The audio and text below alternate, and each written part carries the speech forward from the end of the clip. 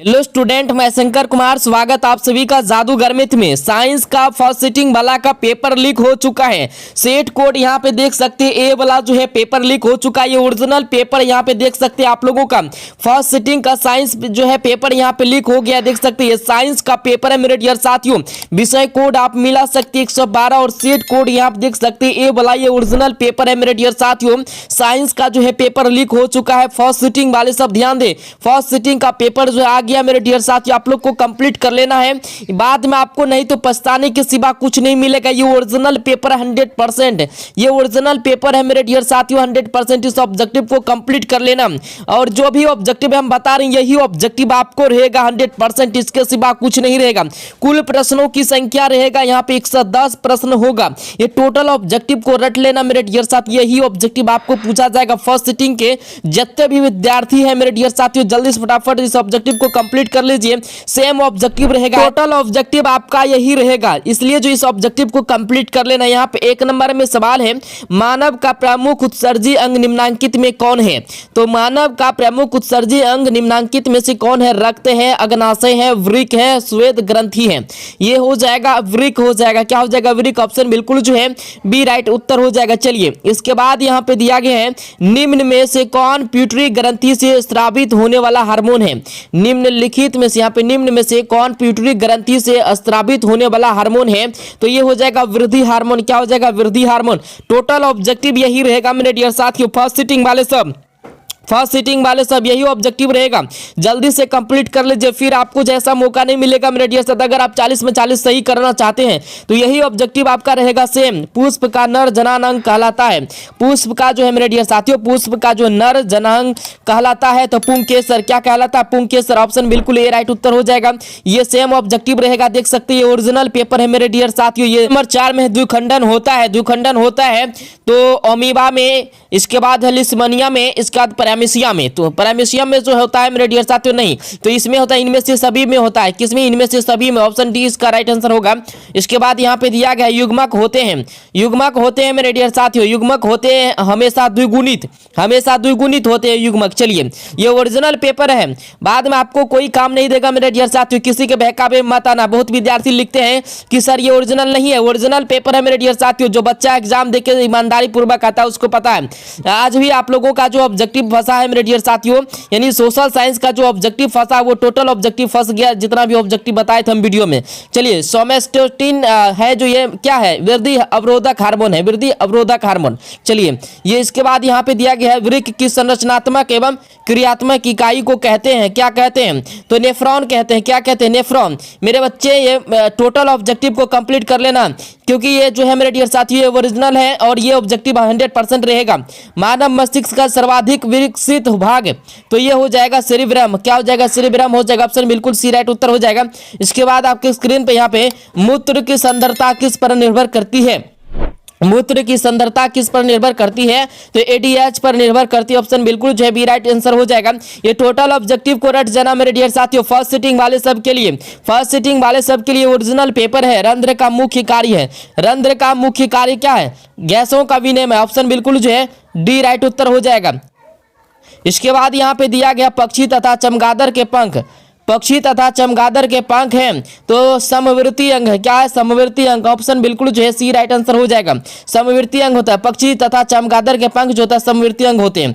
चलिए इसके बाद यहाँ पे है, रक्त का लाल रंग निम्नांकित में से किस प्रोटीन के कारण होता है? तो हीमोग्लोबिन के कारण। ये तो सभी जानते हैं, रक्त का लाल रंग निम्नांकित में से किस प्रोटीन के कारण होता है? तो हीमोग्लोबिन के कारण होता है। चलिए यही ऑब्जेक्टिव रहेगा फर्स्ट सिटिंग वाले सब। साइंस का जो ऑब्जेक्टिव जितना भी हम बता रहे हैं यही ऑब्जेक्टिव रहेगा। मानव में ऑटोसोम की जोड़ियां की संख्या, मानव में जो ऑटोसोम होता है कितना होता है? 22 होता है। कितना होता है? 22। चलिए इसके बाद यहाँ पे है, पौधों के वायवीय भागों में, पौधों के वायवीय भागों से जल के वाष्प के रूप में निकलने की क्रिया कहलाती है, निकलने की क्रिया कहलाती है वाष्पोत्सर्जन। याद रखना, वाष्पोत्सर्जन।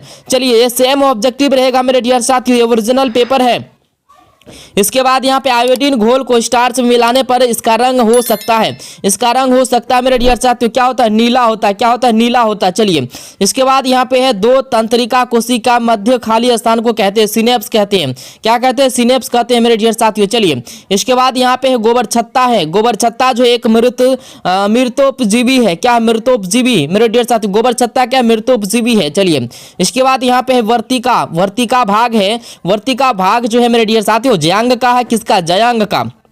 ऑप्शन बिल्कुल ए राइट उत्तर हो जाएगा, जयांग। चलिए इसके बाद यहाँ पे दिया गया है दांत का कठोरतम भाग। दांत का जो कठोरतम भाग जो होता है मेरे डियर साथियों इनेमल हो जाएगा। क्या हो जाएगा, इनेमल। चलिए इसके बाद यहाँ पे है एक खाद्य श्रृंखला में दूसरे पड़ोसी स्तर पर हमेशा कौन रहता है। तो देखिए ये रहता है मेरे डियर साथियों शाकाहारी हो रहता है। क्या क्या रहता है, शाकाहारी। ऑप्शन बिल्कुल जो है ए राइट उत्तर हो जाएगा। चलिए इसके बाद यहाँ पे गर्म जल प्राप्त करने के लिए हम जो है सौर जल तापक जो है का उपयोग किस दिन नहीं कर सकते हैं। तो बादलों वाले के दिन। किस दिन नहीं कर सकती है, तो मूर्ख भी बता सकता है, बादलों वाले के दिन नहीं कर सकते हैं। चलिए इसके बाद यहाँ पे देख सकते हैं निम्नलिखित में से कौन जैव मात्रा ऊर्जा का स्रोत का उदाहरण नहीं है। तो जैव मात्रा ऊर्जा का स्रोत का उदाहरण नहीं है, तो ये नाभिकीय ऊर्जा हो जाएगा। ऑप्शन इसका सी राइट उत्तर हो जाएगा। इसके बाद है समजात अंगों का उदाहरण। समजात अंगों का उदाहरण है मानव तथा कुत्ते का अग्रपाद, मानव दांत तथा हाथी का दांत। इसके बाद आलू एवं घास के ऊपरी भूस्तरी, इनमें से सभी होना चाहिए। क्या होना चाहिए, इनमें से सभी हो जाएगा, टोटल हो जाएगा। ठीक है। चलिए इसके बाद यहाँ पे दिया गया है, देखिए निम्नलिखित में कौन परागकोश में होते हैं। निम्नलिखित में कौन परागकोश में होते हैं, तो परागकण होते हैं। ऑप्शन बिल्कुल जो है डी राइट उत्तर हो जाएगा। चलिए इसके बाद यहाँ पे है निम्न में से कौन आहार श्रृंखला का निर्माण करते हैं। देखिए घास जो है मतलब बकरी खाता है, और बकरी जो है बकरी को कौन खाता है, मानव खाता है। मानव क्या है, मांसाहारी है। तो इनमें से कह रहा है कि कौन आहार श्रृंखला का निर्माण करते हैं। तो ऑप्शन बिल्कुल जो है बी राइट उत्तर हो जाएगा। चलिए इसके बाद यहाँ पे दिया गया है निम्नलिखित में कौन परागकोश में होते हैं। निम्नलिखित में कौन परागकोश में होते हैं मेरे डियर साथियों, तो परागकण। ऑप्शन बिल्कुल जो है डी राइट उत्तर हो जाएगा। इसके बाद यहाँ पे है निम्न में कौन जो है आहार श्रृंखला का निर्माण करते हैं। तो ये हो जाएगा घास, बकरी तथा मानव हो जाएगा। देखिए सेम ही है मेरे डियर साथियों। चलिए अगला हम करते हैं, ये दो बार हो गया। चलिए इसके बाद यहाँ पे है क्या कह रहा है, फिलोसफिक जूलॉजिक नामक पुस्तक किसके द्वारा लिखी गई। तो किसके द्वारा, लेमार्क के द्वारा लिखी गई। किसके द्वारा, लेमार्क। याद रखना फिलोसफी जूलॉजिक जो है मेरे डियर साथियों लेमार्क के द्वारा लिखा गया है। चलिए रेजिन एवं गोंद कहाँ संचित रहता है। रेजिन एवं गोंद जो है कहाँ संचित रहता है, बताइए कहाँ संचित रहता है।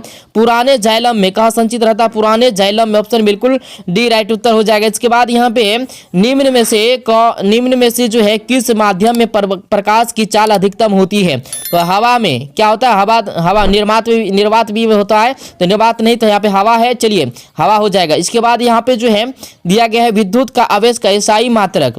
विद्युत आवेश का एसआई मात्रक जो होता है तो कूलम होता है। क्या होता है, कूलम। ये टोटल दिमाग में जो है घुसाते जाना, खोपड़ी में एकदम घुसाते जाना मेरे डियर साथियों। चलिए अतिभारण के समय विद्युत परिपथ में विद्युत धारा का मान होता है तो कितना होता है, बहुत अधिक होता है। क्या होता है, बहुत अधिक होता है। चलिए इसके बाद यहाँ पे है विभक्त वलय का उपयोग। विभक्त वलय का उपयोग जो है मेरे डियर साथियों किस उपकरण में किया जाता है।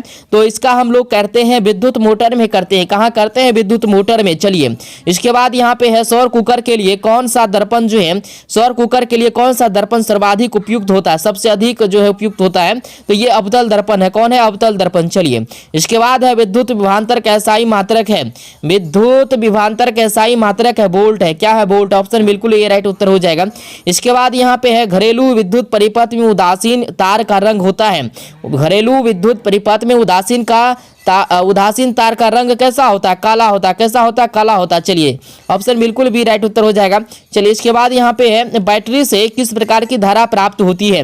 बैटरी से दिष्ट धारा प्राप्त होती है। ये सब्जेक्ट में भी रहेगा, दिष्ट धारा के बारे में, प्रत्यावर्ती धारा के बारे में। चलिए इसके बाद यहाँ पे है सघन माध्यम से विरल माध्यम में प्रवेश करने पर आपतन कोण तथा अपवर्तन कोण में क्या संबंध रहता है? तो अपवर्तन कोण बड़ा होता है। क्या संबंध रहता है? अपवर्तन कोण जो है बड़ा होता है। चलिए, इसके बाद यहाँ पे दिया गया है समांगी माध्यम में प्रकाश गमन करता है तो उस सरल रेखा में। कहाँ पे करता है? सरल रेखा में। चलिए, इसके बाद यहाँ पे दिया गया लेंस सूत्र। लेंस का सूत्र, देखिए लेंस का सूत्र कभी कभी जो है सूत्र ये जो है पूछ देता है आपको सब्जेक्टिव में भी सिद्ध करने के लिए।